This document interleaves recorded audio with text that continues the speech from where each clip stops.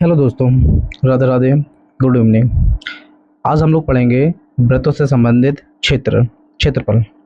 आइए देखते हैं कि व्रत होता क्या है। जैसे कि आपका ये व्रत है, इसमें बीच में व्रत का केंद्र होता है, इसको हम लोग व्रत का केंद्र कहते हैं। और व्रत के केंद्र से ये व्रत की त्रिज्याएं होती हैं, ठीक है। त्रिज्या होती है आर बराबर, इसको हम स्मॉल आर से दर्शाते हैं, त्रिज्या। उसके बाद व्रत की परिधि से ये जो आप देख रहे हैं, इसके चारों तरफ बाउंड्री सी, इसको व्रत की परिधि कहते हैं।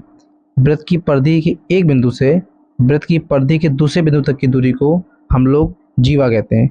अगर इसको हम नाम दें पी व क्यू, तो ये व्रत की जीवा हो जाएगी। पी क्यू बराबर ये हो जाएगी, आपकी जीवा हो जाएगी। उसके बाद यही जीवा जो आप देख रहे हैं पी क्यू, यही जीवा जैसे कि आपने यहाँ देखा है, एक मिनट इसको मैं थोड़ा अच्छे से बना देता हूँ। ये आपकी यही जीवा, ये आपकी जो यही जीवा व्रत के केंद्र से होकर जाए, यही जीवा जो आपकी व्रत के केंद्र से होकर जाए, इसको नाम देता हूँ मैं ए बी। तो ये व्रत की सबसे बड़ी जीवा होती है, ये सबसे बड़ी जीवा है, सबसे बड़ी जीवा। और यही व्रत का व्यास होता है। आपने जाना इतना कि व्रत क्या है और उसकी त्रिज्या क्या है, जीवा किसे कहते हैं, और व्रत की सबसे बड़ी जीवा कहाँ होती है, और व्रत का व्यास किसे कहते हैं। आइए थोड़ा चलते हैं। और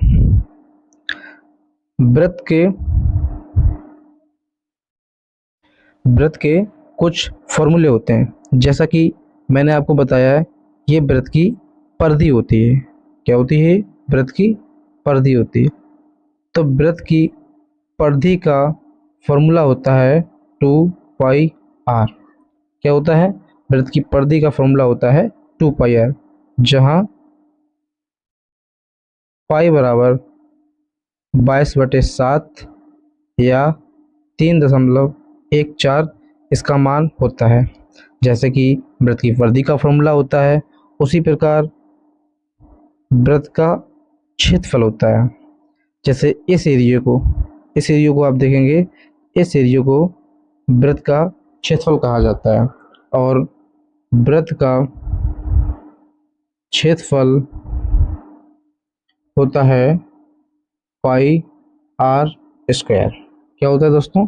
पाई आर स्क्वायर। जैसे कि आपने देखा कि व्रत का क्षेत्रफल होता है पाई आर स्क्वायर, उसी प्रकार ये जो व्रत है, इसको आधा भी तो कर सकते हैं ना, इसको आधा भी कर सकते हैं। ये इसका केंद्र होगा, ये इसकी त्रिज्या होगी, तो इसको आधा भी कर सकते हैं। तो व्रत का, इसको बोलते हैं हम अर्ध व्रत का क्षेत्रफल। तो पूरा व्रत का क्षेत्रफल होता है पाई आर स्क्वायर, आधा कितना होगा? बटे 2 कर देते हैं। सिंपल सी बात है, किसी चीज़ का हम आधा करते हैं तो उसमें हम 2 का डिवाइड कर देते हैं। इसी प्रकार से अगर इस व्रत को हम लोग 3 बराबर भागों में बांट दें, इस प्रकार से आप देख सकते हैं, अगर इसको हम 3 बराबर भागों में बांट दें, एक भाग ये, एक भाग ये, देख सकते होंगे आप, यहाँ पर मैं कलर कर रहा हूँ, एक भाग ये। उसी प्रकार से ये बराबर 3 भागों में बांट दिया है, इसको हम कह सकते हैं जो सारा व्रत का क्षेत्रफल होता है उसके बटे में 3। अब इसको कह सकते हैं कि जितने भागों में बांटते जाएंगे उतने भागों को बराबर ये होता जाएगा, बटे में 3। अभी हमने ना व्रत को 3 भागों में बांटा। जिस प्रकार से व्रत को हम 3 भागों में बांट सकते हैं, उसी प्रकार से व्रत को हम 4 भागों में बांट सकते हैं। 4 भागों में बांटेंगे, फिर सिंपल सा कॉन्सेप्ट होगा, 4 भागों में बांटा है, इसको बोलते हैं व्रत का चतुर्थांश का क्षेत्रफल। आपको कंफ्यूज नहीं होना है, बस इतना ध्यान रखना है कि व्रत को जितने भागों में बांटा जाएगा, बराबर बराबर भाग उस वृत्त के उतने ही भाग होते जाएंगे। आपने देखा, जब हमने वृत्त को 2 भागों में बांटा तो उसको 2 से डिवाइड किया। जब वृत्त को हमने 3 बराबर भागों में बांटा तो उसको 3 से डिवाइड किया। और जब हमने वृत्त को 4 भागों में बांटा तो ये 4 से डिवाइड किया। इस प्रकार से आप वृत्त के क्षेत्रफल निकाल सकते हैं। अब आगे देखते हैं इस चैप्टर की सबसे मोस्ट इम्पोर्टेंट बात।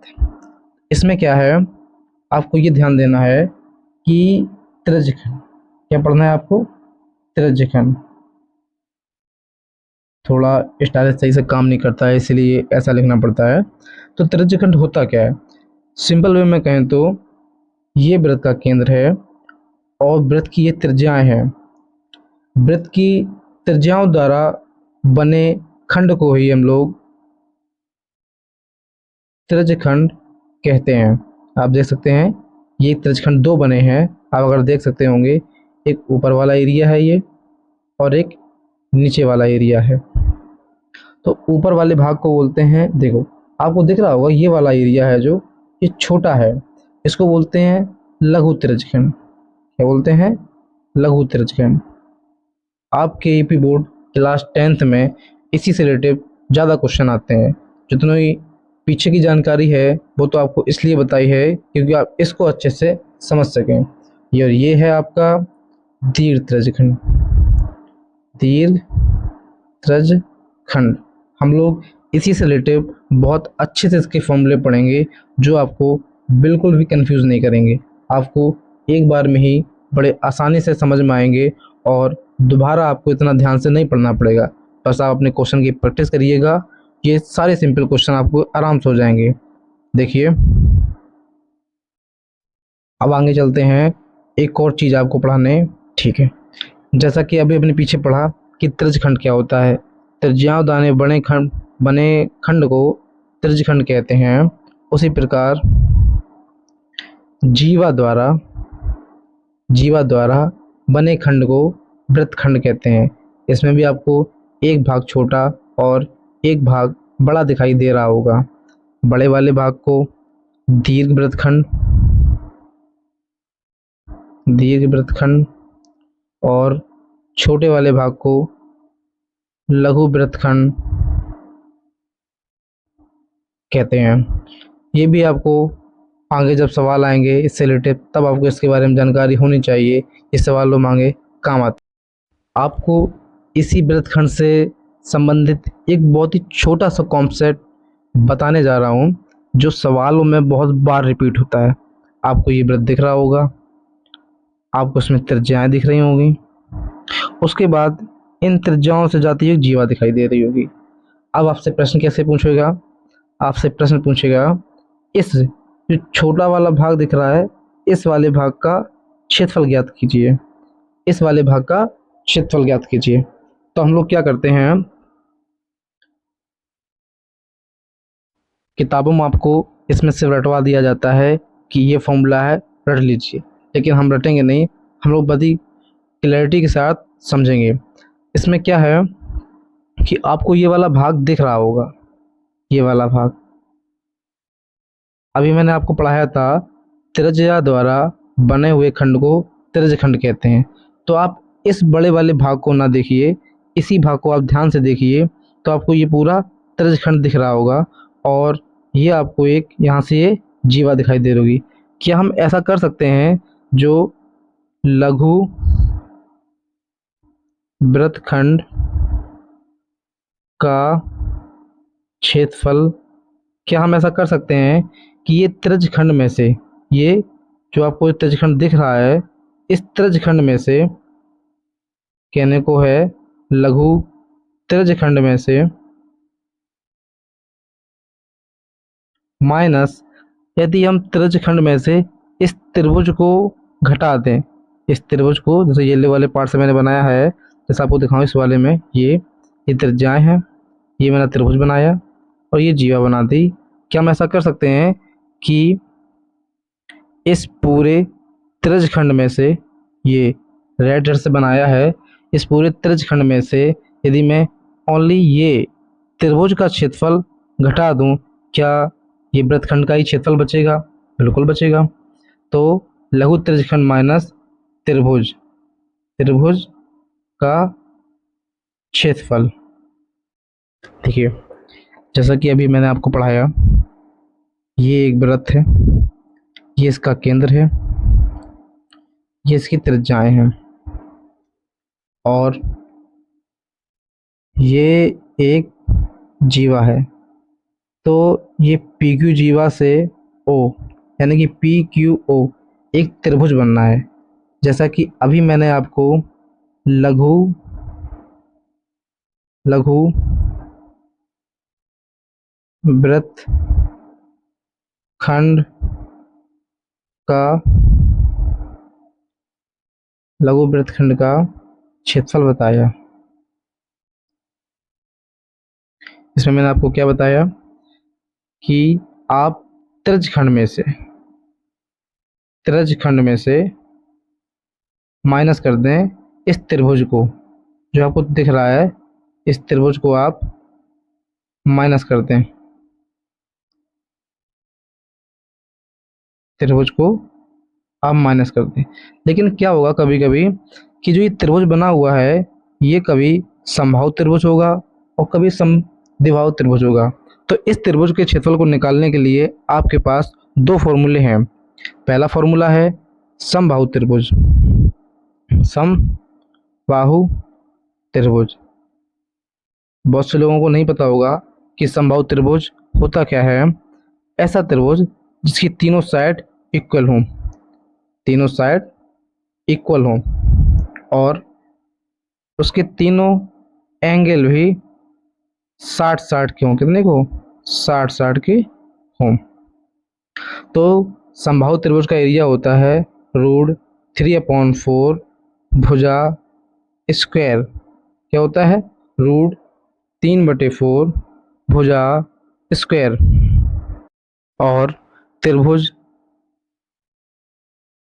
त्रिभुज का क्षेत्रफल निकालने का दूसरा फॉर्मूला है, जब आपको इसमें थीटा दिया जाए, तो आपको जब थीटा दिया जाए तब आप फॉर्मूला लगाएंगे 1/2 r square into sine theta.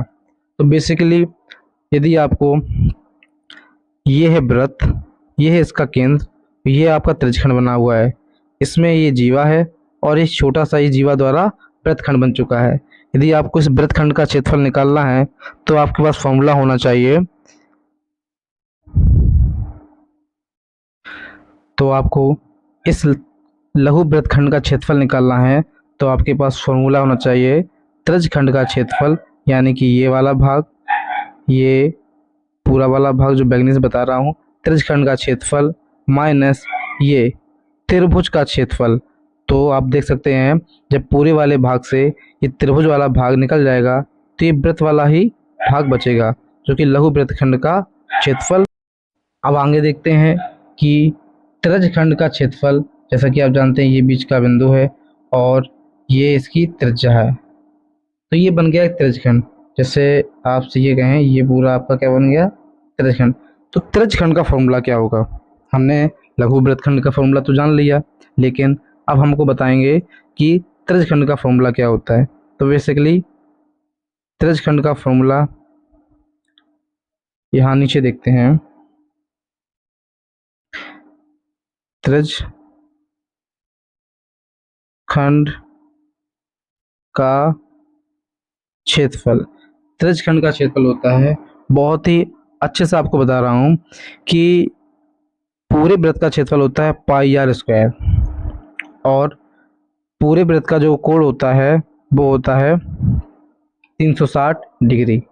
आपको यहाँ पे जितना भी एंगल दिया जाए बस आप उससे मल्टीप्लाई कर दीजिए। किताबों में लिखा होगा, किताबों में इस प्रकार का दिया होगा θ/360 गुणे πr²। लेकिन आप सही से देखें तो बात दोनों एक ही है, बस याद कराने का तरीका थोड़ा अलग अलग है। किताबों में θ/360 गुणे πr² दिया गया है, और मैं क्या समझाना चाहता हूँ आपको कि जो पूरा वृत्त का क्षेत्रफल होता है वो तो वैसे ही πr² होता है, और जब आपको एंगल से निकालना है तो पूरे डिग्री का एंगल्स को अपॉन में रखिए और जितने एंगल का निकालना है बस उससे मल्टीप्लाई कर दीजिए। सपोज दैट मैं अभी एग्जांपल कराऊंगा, तब आपको और अच्छे से समझ में आएगा। अब इसमें एक और चीज़ रह गई है जो आपके चैप्टर में बस एक ही फॉर्मूला रह गया है जो आपको पढ़ाना है, और मोस्टली सारे फॉर्मूले इतना ही सवाल आते हैं, 2 या 3 फॉर्मूले होते हैं जो आपके इसमें सवाल आते हैं। जो फॉर्मूला रह गया है वो है चाप का फॉर्मूला। जैसे कि ये बनाया हमने वृत्त, ये इसका केंद्र है। चाप होता क्या है, जो ये त्रिज्याएं हैं, इन त्रिज्याओं द्वारा जो एक त्रिज्यखंड बना हुआ है, और जो त्रिज्यखंड की ये वाली जो आपको ऑरेंज रंग से दिख रही होगी, इस वाले भाग को ही हम लोग चाप कहते हैं। क्या कहते हैं? चाप है। इसी चाप की लंबाई चाप की लंबाई चाप की लंबाई का फॉर्मूला होता है, देखना ध्यान से, अभी मैं आपको उसी तरीके से समझाता हूँ जो उस टाइम समझाया था, वैसे ही करके। जैसे थीटा बटे 360, जब आपको क्षेत्रफल निकालना हो तो थीटा बटे 360 को हम पाई आर स्क्वायर से मल्टीप्लाई करेंगे। किससे मल्टीप्लाई करेंगे? पाई आर स्क्वायर से। जब त्रिज्यखंड का क्षेत्रफल निकालना हो तो थीटा बटे 360 गुणे पाई आर स्क्वायर से मल्टीप्लाई करेंगे। लेकिन जब यदि चाप की लंबाई ज्ञात करनी हो तो थीटा बटे 360 गुणे 2 पाई आर। ये 2 पाई आर होता क्या है? ये 2 पाई होता है इस वृत्त के चारों भाग है, ये वाला भाग, इस वाले भाग की लंबाई। इसको बोलते हैं परिधि। क्या बोलते हैं? परिधि बोलते हैं। इस वाले भाग की लंबाई होती है 2 पाई आर। इसको वृत्त में परिधि बोलते हैं, लेकिन जब यही वर्ग में या आयत में आता है तो हम लोग इसी को नाम देते हैं परिमाप। क्या नाम देते हैं? परिमाप। परिमाप और परिधि दोनों एक ही चीज़ हैं, बस यहाँ आकृति का अलग अलग होने के कारण, इसमें वृत्त में गोल आकृति होने के कारण परिधि कहते हैं और भुजाओं के कारण इसको परिमाप कहते हैं। चलिए हम लोग कुछ क्वेश्चन की प्रैक्टिस करते हैं। जैसे अभी आप लोग को मैंने पढ़ाया कि वृत्त का क्षेत्रफल और उससे रिलेटिव जो सारी बातें बताएं, वृत्त की परिधि, त्रिज्यखंड, वृत्तखंड, उसी से रिलेटिव हम लोग थोड़े बहुत प्रश्न करेंगे। लेकिन प्रश्न करने से पहले आपको मैं कुछ सारे फॉर्मूले एक पेज पे लिख के रिवाइज करा देता हूँ, जिससे कि आप लोगों को आसान। देखिए मैंने सारे फॉर्मूले एक साथ एक पेज में लिख दिए हैं, जिससे कि आपको रिवाइज करने में थोड़ी आसानी होगी। देखिए त्रिज्या बराबर होता है व्यास बाई 2, यानी कि व्यास का आधा त्रिज्या होती है, और व्यास बराबर होता है 2 गुणे त्रिज्या, यानी कि त्रिज्या के 2 गुने के बराबर व्यास होता है। उसके बाद वृत्त की परिधि का फॉर्मूला होता है 2 पाई आर, जहाँ पाई का मान 22/7, 3.14 ले सकते हैं। वृत्त का क्षेत्रफल होता है पाई आर स्क्वायर। उसके बाद त्रिज्यखंड का क्षेत्रफल होता है थीटा बटे 360 गुणे पाई आर स्क्वायर। उसी प्रकार चाप की लंबाई का फॉर्मूला होता है थीटा बटे 360 गुणे 2 पाई आर। उसके बाद मैंने समझाया आपको लघु वृत्तखंड क्या होता है, तो लघु वृत्तखंड का क्षेत्रफल होता है लघु त्रिज्यखंड का क्षेत्रफल माइनस त्रिभुज का क्षेत्रफल। अब त्रिभुज में उसमें 2 प्रकार से आ जाते हैं। कभी कभी त्रिभुज का क्षेत्रफल आप संभाव मिल जाएगा, जहाँ 60 डिग्री एंगल दिया जाएगा, तो बहुत वो आसान हो जाएगा। इसका फॉर्मूला हम लोग √3/4 भुजा स्क्वायर लगा सकते हैं। और जब संभाव त्रिभुज ना दे, कोण अलग दे दे, जैसे 30 दे दे या 45 दे दे, तब आप त्रिभुज का फॉर्मूला लगाएंगे 1/2 R square into sine theta. अब हम थोड़े क्वेश्चनों की ओर चलते हैं, जिससे कि आपको जो सीखा है उसमें थोड़ी मदद मिले और क्वेश्चन आसानी से हो सकें। देखिए एक क्वेश्चन है 7 सेंटीमीटर त्रिज्या वाले वृत्त का क्षेत्रफल। काफ़ी आसान सवाल है, आपने बहुत से लोग भी कर लेंगे, लेकिन मैं फिर भी आपको बताता हूँ। जैसे कि सवाल करने का थोड़ा अच्छा तरीका होता है बोर्ड के एग्ज़ाम में, आप सबसे पहले हल लिख के जो भी आपको दिया जाए वो आप लिख लेंगे। देखेंगे दिया है त्रिज्या बराबर 7 सेंटीमीटर, आपको निकालना है वृत्त का क्षेत्रफल। तो वृत्त का क्षेत्रफल बराबर, आपको मैंने फॉर्मूला बताया है पाई आर स्क्वायर, जहाँ मैंने आपको पाई का मान 22/7 और आर का मान 7 × 7 हो जाएगा। जैसे आप सभी ने भिन्न को फ्रैक्शन को हल किया होगा कि डिवाइड से ये 7 को हम लोग काट सकते हैं और 22 7 जा 154 होता है। आपको यहाँ पे सेंटीमीटर में दिया था तो आप यहाँ पे सेंटीमीटर स्क्वायर लगाएंगे, क्योंकि इस एरिया हमेशा स्क्वायर में आता है। चलिए अगला क्वेश्चन है, हम लोग उसको उसी प्रकार से करेंगे। हल लिखेंगे, उसके बाद लिखेंगे दिया है, क्या दिया गया है, त्रिज्या बराबर 14 सेंटीमीटर। उसके बाद पूछा गया है परिधि, तो अभी मैंने आपको वृत्त की परिधि का फॉर्मूला बताया है 2πr। तो 2π का मान 22/7 × r यानी कि 14। तो ये 7 से ही कट जाएगा 2 बार, तो यहाँ पे मल्टीप्लाई करेंगे। तो पहले हम 2 का 2 में करा देंगे, तो 2 दूनी 4 और 4 का जब हम 22 में कराएंगे ये 88 आ जाएगा, 88 सेंटीमीटर। देखिए अगला सवाल है, 21 सेंटीमीटर त्रिज्या वाले वृत्त के 60 डिग्री त्रिज्यखंड का क्षेत्रफल ज्ञात कीजिए। जैसा कि मैंने अभी आपको त्रिज्यखंड का फॉर्मूला लिखाया है, हम लोग लिखेंगे सबसे पहले क्या लिखेंगे, हल, उसके बाद लिखेंगे दिया है। ये दिया है लिखना थोड़ा सवाल को अच्छा बना देता है, देखने में सवाल अच्छा लगता है, क्योंकि एग्जामिनर हमारे जब कॉपी चेक करता है तो उसको नंबर देने में थोड़ी आसानी होती है ना। क्या दिया गया है, तो त्रिज्या बराबर 21 सेंटीमीटर दिया गया है और आपको कोण दिया गया है 60 डिग्री। तो आपको मैंने त्रिज्यखंड का क्षेत्रफल का फॉर्मूला लिखाया है θ/360 गुणे πr², यही बताया है। तो हम लोग थीटा कितना दिया गया है आपको 60 डिग्री, तो 60 लिखेंगे। उसके बाद 360 गुणे पाई का मान 22/7 गुणे त्रिज्या 21 सेंटीमीटर, तो हम लोग 21 गुणे 21 कर लेंगे, ठीक है। जैसा कि 0 से 0 कट गई, 6 से काटेगा एक बार, 6 से काटेगा 6 बार और 7 या 21। आप सभी को फ्रैक्शन तो आती होगी कैसे किया जाता है। तो ये 3 से काट दो ये 2 बार और 2 से काट दो ये 11 बार। तो यहाँ क्या बचा, ऊपर बचा वहाँ पे 11 बचा और वहाँ पे 21 बचा। हम लोग मल्टीप्लाई करेंगे, 21 से कम 21, हासिल लगेंगे 2, 21 से 21, 21 2 23, और ये दिया गया था आपको सेंटीमीटर में, तो आपका क्षेत्रफल आ जाएगा 231 सेंटीमीटर स्क्वायर।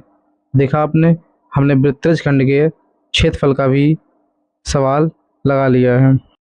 देखिए अगला सवाल है, 14 सेंटीमीटर त्रिज्या वाले वृत्त के 90 डिग्री के चाप की लंबाई ज्ञात करें। अभी मैंने आपको चाप की लंबाई का फॉर्मूला लिखाया है, जिसको हम सरल करेंगे। लिखेंगे हल, लिखेंगे दिया है, त्रिज्या बराबर 14 सेंटीमीटर, कोण यानी कि थीटा बराबर 90 डिग्री। तो वृत्त के चाप की लंबाई का फॉर्मूला होता है, चाप की लंबाई बराबर θ/360 गुणे 2πr। इसको हम सॉल्व करेंगे। थीटा का मान 90 है बटे 360 गुणे पाई का मान 22/7 गुणे 2 गुणे आर का मान 14। तो इसको हम सॉल्व करते हैं, 7 से काटेंगे ये 2 बार, फिर 9 से काटेंगे 4 बार, तो 4 से 2 ये 2 कैंसिल हो जाएगा, शार्प की जो लंबाई आएगी 22 सेंटीमीटर। तो ये हमारा इस चैप्टर का लास्ट क्वेश्चन था। आपके पूरे चैप्टर में इन्हीं 4 या 5 फॉर्मूला से रिलेटेड आपको सवाल मिलेंगे और ऐसे ही आएंगे। बस एक सवाल रह गया है जो कि लघु वृत्तखंड के क्षेत्रफल है। उसमें भी कोई दिक्कत नहीं है, आपको त्रिज्यखंड के क्षेत्रफल में से अब आप त्रिभुज का क्षेत्रफल घटा देंगे तो आप लघु वृत्तखंड का क्षेत्रफल निकल जाएंगे। तो आप, ये मेरा फर्स्ट वीडियो था ऑन यूट्यूब। आप लोग बताइएगा कि कैसा लगा, जिससे कि मुझे थोड़ा प्रोत्साहन मिले और मैं अपने इस वीडियो को और आगे कंटिन्यू कर पाऊँ। हालांकि मैं समझ सकता हूँ कि जो लिखावट है और जो मैंने समझाया है वो आपको ठीक तरह से नहीं आया होगा, क्योंकि लिखावट थोड़ी अजीब आ रही है, क्योंकि ये स्टाइलस पेन नहीं है, ये फिंगर टिप्स से मैं लिख रहा हूँ, क्योंकि नहीं समझ में आ रहा होगा। लेकिन मैंने कोशिश पूरी की है कि आपको समझ में आए। आप बस कमेंट कीजिएगा जहाँ आपको समझ में नहीं आया होगा, मैं आपको अच्छे से बात को फिर से कोई शॉर्ट वीडियो के माध्यम से समझा देंगे। Thank you. राधे राधे।